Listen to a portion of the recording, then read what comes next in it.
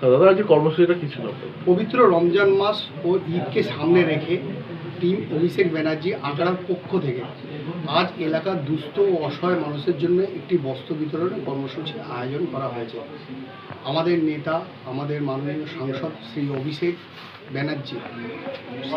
ব্যানার্জি সবসময় মানুষের পাশে থাকার কথা বলেন, মানুষের সেবাকেই রাজনীতির মূল লক্ষ্য হিসেবে দেখান। তার সেই আদর্শকে সামনে রেখে আমাদের এই উদ্যোগ নিয়েছি।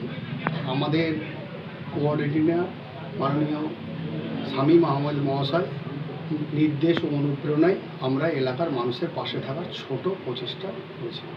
কতজন দুস্থ মানুষকে আজকে বস্ত্র বিতরণ করলেন? কম বেশি 1000 জন।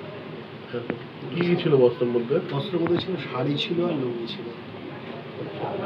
সামনে তো বিধানসভা ভোট আসছে, আগামী দিনে আর কি কি কাজ করবেন বা কি বাড়তে দেবেন? দেখুন, আমাদের মাননীয় সাংসদ শ্রী অভিষেক ব্যানার্জি মহাশয় সবসময় বলে মানুষের পাশে থাকতে। আমরা মানুষের পাশেই থাকবো।